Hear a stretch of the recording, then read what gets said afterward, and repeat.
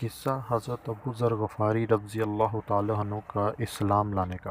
حضرت ابو ذر غفاری رضی اللہ تعالیٰ عنہ مشہور صحابی ہیں جو بعد میں بڑے زاہدوں اور بڑے علماء میں سے ہوئے۔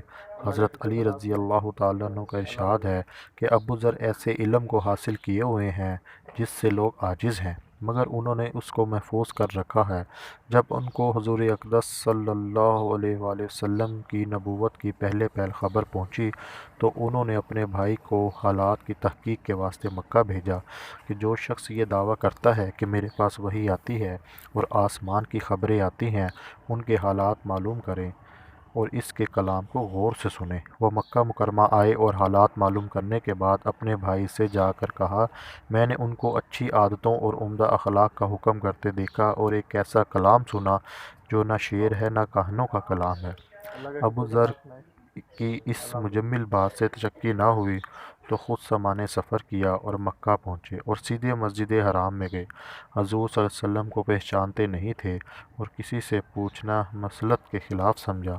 شام تک اسی حالت میں رہے۔ شام کو حضرت علی رضی اللہ تعالیٰ عنہ نے دیکھا کہ ایک پردیسی مسافر ہے۔ مسافروں کی، غریبوں کی، پردیسیوں کی خبر گیری، ان کی ضرورتوں کا پورا کرنا ان حضرات کی گٹھی میں پڑا ہوا تھا، اس لیے ان کو اپنے گھر لے آئے، میزبانی فرمائی، لیکن اس کے پوچھنے کی کچھ ضرورت نہ سمجھی کہ کون ہو، کیوں آئے۔ مسافر نے بھی کچھ ظاہر نہ کیا۔ صبح کو پھر مسجد میں آ گئے اور دن بھر اسی حالت میں گزرا کہ خود پتہ نہ چلا اور دریافت کسی سے کیا نہیں۔ غالباً اس کی وجہ یہ ہوگی کہ حضور صلی اللہ علیہ وسلم کے ساتھ دشمنی کے قصے بہت مشہور تھے۔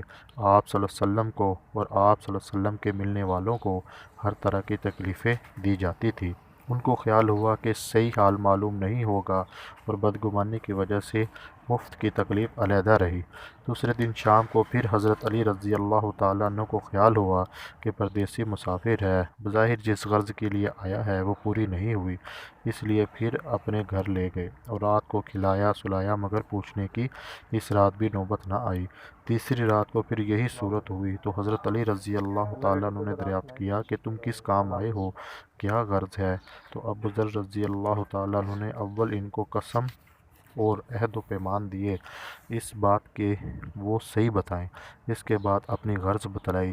حضرت علی رضی اللہ تعالیٰ عنہ نے فرمایا کہ وہ بے شک اللہ کے رسول ہیں اور صبح کو جب میں جاؤں تو تم میرے ساتھ چلنا، میں وہاں تک پہنچا دوں گا، لیکن مخالفت کا زور ہے، اس لیے راستے میں اگر مجھے کوئی شخص ایسا ملے جس سے میرے ساتھ چلنے کی وجہ سے تم پر کوئی اندیشہ ہو تو میں اپنا جوتا درست کرنے لگوں گا، تم سیدھے چلتے رہنا، میرے ساتھ ٹھہرنا نہیں، جس کی وجہ سے تمہارا میرے ساتھ ہونا معلوم نہ ہو۔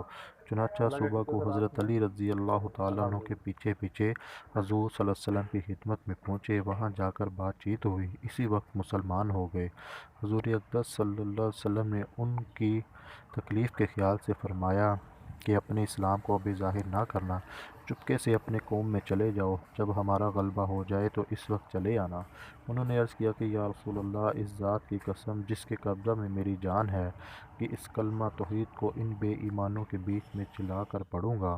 چنانچہ اسی وقت مسجد حرام میں تشریف لے گئے اور بلند آواز سے اشہد ان لا الہ الا اللہ و اشہد ان محمد الرسول اللہ پڑھا۔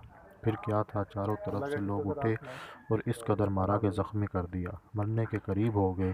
حضور صلی اللہ علیہ وسلم کے چچا حضرت عباس رضی اللہ تعالیٰ عنہ جو اس وقت تک مسلمان بھی نہیں ہوئے تھے، ان کے اوپر بچانے کے لیے لیٹ گئے اور لوگوں سے کہا کہ کیا ظلم کرتے ہو، یہ شخص قبیلہ غفار کا ہے اور یہ قبیلہ ملک شام کے راستے میں پڑتا ہے، تمہاری تجارت وغیرہ سب ملک شام کے ساتھ ہے، اگر یہ مر گیا تو شام کا جانا آنا بند ہو جائے گا۔ اس پر ان لوگوں کو بھی خیال ہوا کہ ملک شام سے ساری ضرورتیں پوری ہوتی ہیں، وہاں کا راستہ بند ہو جانا مصیبت ہے، اس لیے ان کو چھوڑ دیا۔ دوسرے دن پھر اسی طرح انہوں نے جا کر آواز بلند کلمہ پڑھا، لوگ اس کلمے کی سننے کی تاب نہ لا سکتے تھے، اس لیے ان پر ٹوٹ پڑے۔ دوسرے دن بھی حضرت عباس رضی اللہ تعالیٰ عنہ نے اسی طرح ان کو سمجھا کر ہٹایا کہ تمہاری تجارت کا راستہ بند ہو جائے گا۔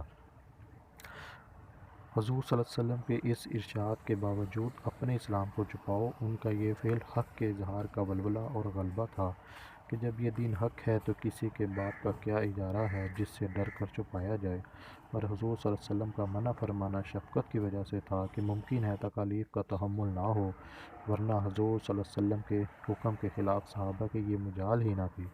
چنانچہ اس کا کچھ نمونہ آگے بھی آ رہا ہے۔ السلام علیکم۔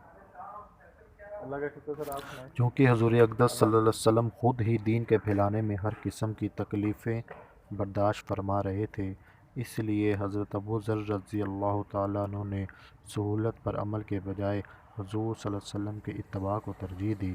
یہی ایک چیز تھی جس کی وجہ سے ہر قسم کی ترقی دینی دنیاوی صحابہ کرام رضی اللہ عنہ اجمعین کے قدم چوم رہی تھی اور ہر میدان ان کے قبضہ میں تھا۔ جو شخص بھی ایک مرتبہ کلمہ شہادت پڑھ کر اسلام کے جھنڈے کے نیچے آ جاتا، بڑی سے بڑی قوت بھی اس کو روک نہ سکتی تھی اور نہ بڑے سے بڑا ظلم اس کو دین کی اشاعت سے ہٹا سکتا تھا۔ اللہ کا شکر سر، آپ سنائیں۔ الحمدللہ۔